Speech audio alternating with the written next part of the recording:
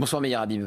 Bonsoir. Vous êtes ancien député des Français établis hors de France et notamment en Israël. Et si vous êtes ici ce soir, c'est parce qu'on craint le pire. On craint le pire pour la famille Bibas. Le père a été libéré il y a quelques jours, mais le Hamas a dit qu'ils allaient rendre donc des corps jeudi à Israël. Et parmi ces 4 corps se trouverait la maman Bibas et ses 2 jeunes enfants. La famille a tout de suite réagi par communiqué. Valérie Aknin va nous montrer ce communiqué disant qu'ils n'ont aucune information. Donc il faut être évidemment prudent. Mais on craint le pire. Et le président de la République française a fait aussi un tweet. Ces dernières heures, dit la famille Bibas, nous sommes bouleversés après l'annonce par le porte-parole du Hamas du retour de nos chéris Ariel et Kfir jeudi prochain dans le cadre de la libération des otages. Il est important pour nous de dire que nous sommes au courant de ces rapports, mais que nous n'avons pas encore reçu de mise à jour officielle à ce sujet. Tant que nous n'aurons pas de certitude, notre voyage ne se terminera pas. Nous demandons aux médias et au public de respecter notre vie privée et de ne pas nous contacter à ce sujet. On craint le pire, Meir Habib, jeudi. On craint le pire. Geoffrey Lebret. Gauthier. Oh, Geoffrey Gauthier, pardon. Gauthier Lebret, pardon. C'est l'émotion. Ils ne vont pas revenir vivants. Ils sont sans doute morts. Je voudrais partager l'espoir de la famille. Je voudrais entretenir encore une fois ce qui nous fait tenir ces derniers mois, cher Gauthier. Mais ils vont sans doute revenir morts, tués par la barbarie du Hamas, tués pour la seule et unique raison, Gauthier, qu'ils sont juifs. C'est la raison pour laquelle ils ont été tués. 80 ans après la Shoah, des enfants, 1 an, 3 ans, leur mère, sont tués parce qu'ils sont juifs.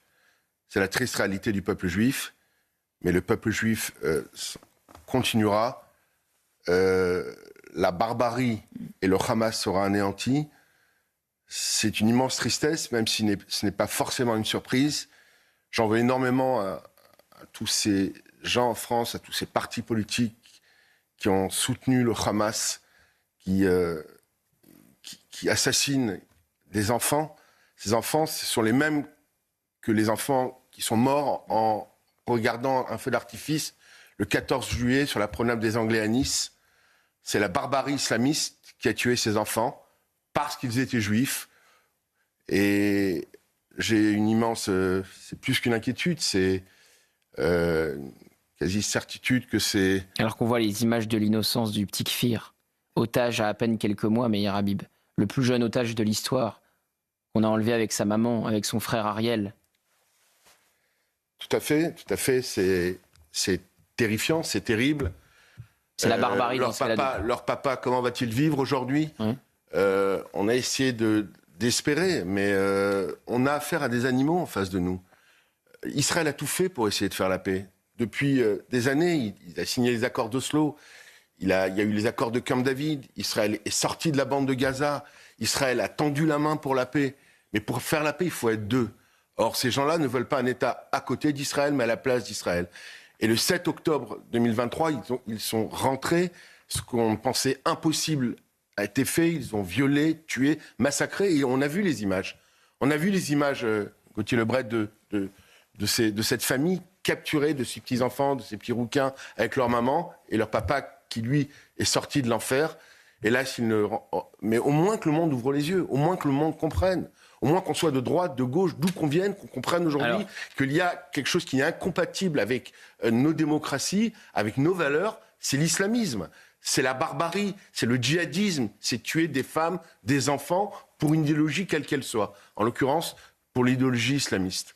Et j'accuse aussi les gens qui sont alliés avec eux, le nouveau Front populaire, et y compris dans la majorité, qui sont alliés avec les gens de la France insoumise pour des élections, pour diaboliser un parti dit d'extrême droite, qui a sans doute un ADN qui a été pendant des années compliqué, mais qui essaye aujourd'hui de faire amende honorable. En tout cas, ils ont été irréprochables depuis le 7 octobre. En tout cas, c'est la façon dont je vois les choses, même si je n'ai jamais voté pour le Rassemblement national. Mais pour cela, il y a eu des alliances invraisemblables avec le diable. Et je le dis aujourd'hui sur votre plateau, ça m'a coûté notamment à l'époque mon poste, mais ce n'est pas grave, mon cas personnel n'est pas important. C'est une question de morale. On ne peut pas s'allier, on peut être pro-palestinien, on ne peut pas s'allier aujourd'hui ou soutenir un mouvement comme le Hamas, qui est un mouvement djihadiste, terroriste, on ne peut pas soutenir un mouvement comme le Hezbollah. Nous-mêmes Français, même le gouvernement français ne peut pas rencontrer des officiels du Hezbollah qui est un mouvement terroriste, djihadiste. C'est une incompatibilité absolue avec nos valeurs. Abonne-toi sur Nicolas Malone dans Spotify afin de voir les vidéos non censurées et découvrir l'univers musical politique engagé.